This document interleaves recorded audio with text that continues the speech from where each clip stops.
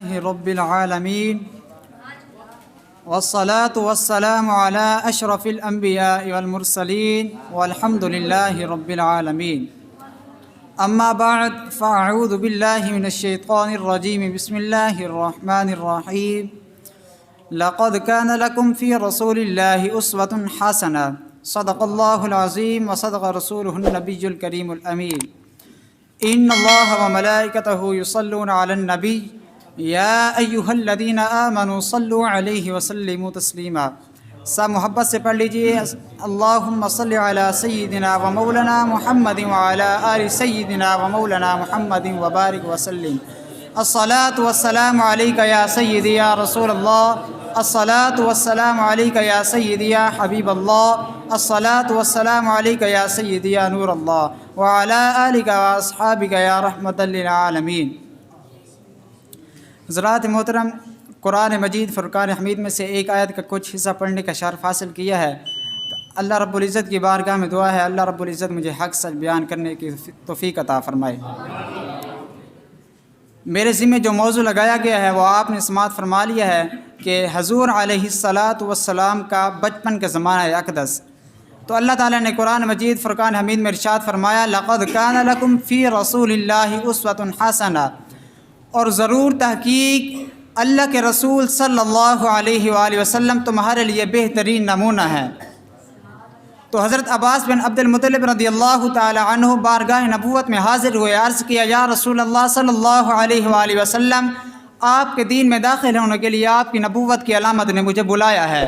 تو عرض کیا یا رسول اللہ صلی اللہ علیہ وآلہ وسلم، میں نے آپ کو جھولوں میں دیکھا تو آپ چاند سے باتیں کرتے تھے اور اپنی انگلی مبارک سے چاند کی طرف اشارہ کرتے، جس طرف اشارہ کرتے چاند اسی طرف جھک جاتا. تو رسول اکرم صلی اللہ علیہ وآلہ وسلم نے فرمایا جی ہاں، میں چاند سے باتیں کرتا تھا اور چاند مجھ سے باتیں کرتا تھا اور چاند مجھے رونے نہیں دیتا تھا. نعرہ تکبیر، نعرہ رسالت، نعرہ خلافت، نعرہ حیدری. اور جب چاند عرش کے نیچے خدا تعالیٰ کو سجدہ کرتا تو اس کے گرنے کی آواز میں سنتا تھا. تو ابن سبا نے خصاص میں لکھا ہے کہ فرشتے آپ کو جھولا جھلاتے تھے.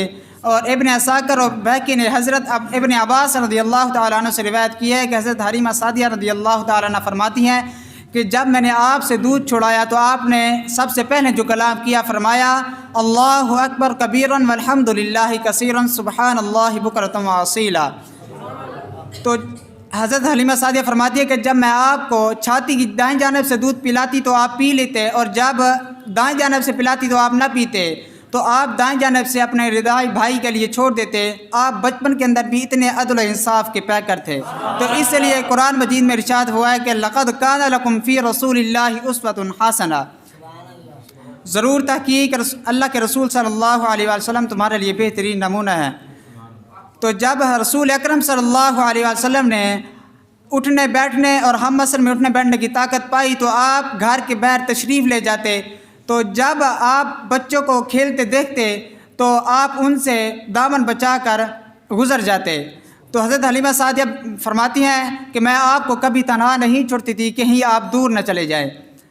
تو اتفاقاً ایک مرتبہ حضرت حلیمہ سعدیہ رضی اللہ تعالیٰ عنہ آپ سے غافل ہو گئیں، بے خبر ہو گئیں. تو آپ علیہ الصلاۃ والسلام اپنی رضائی بہن کے ساتھ آفتاب کے زوال وقت اول میں بکریوں کی طرف تشریف لے گئے. تو جب حضرت حلیمہ سعدیہ رضی اللہ عنہ کو معلوم ہوا تو آپ گھر سے نکلی آپ کو ڈھونڈنے کے لیے تاکہ آپ کو آپ کی رضائی بہن کے ساتھ پائیں. تو جب آپ نے آپ کی رضائی بہن کے ساتھ دیکھا آپ کو تو اپنی بیٹی شیمہ سے کہا کہ اپنے بھائی کو اتنی سخت گرمی میں لے کر آئی ہے.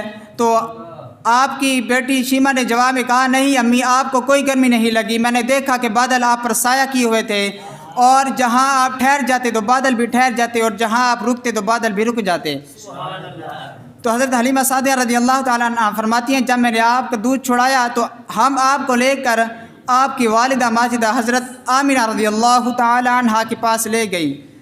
تو ہمارا دل یہی چاہتا تھا کہ ابھی آپ ہمارے ساتھ رہیں، ہمارا دل یہی چاہتا تھا کہ ابھی آپ ہمارے ساتھ رہیں. آپ کی خیر کثیر برکات کے باعث ہمارا دل یہی چاہتا تھا کہ ابھی آپ ہمارے ساتھ رہیں. تو ہم نے آپ کی والدہ مائدہ حضرت آمینہ رضی اللہ تعالیٰ عنہ سے بات کی اور کہا کہ کاش کہ آپ ابھی انہیں ہمارے ساتھ چھوڑ دیتی ہیں، آپ ہمارے جسم کو پکڑتے اور ہم قوی ہو جاتے، آپ ہمارے جسم کو پکڑتے اور ہم قوی ہو جاتے۔ تو حضرت آمینہ فرماتی ہیں، حضرت حلیمہ سعدیہ فرماتی ہیں کہ ہم حضرت آمینہ رضی اللہ تعالیٰ عنہ کی عنایت کے آرزو مند رہے اور یہی بار بار گزارش کرتے رہے، تو حضرت آمینہ رضی اللہ تعالیٰ عنہ نے آپ کو ہمارے ساتھ پھر بھیج دیا۔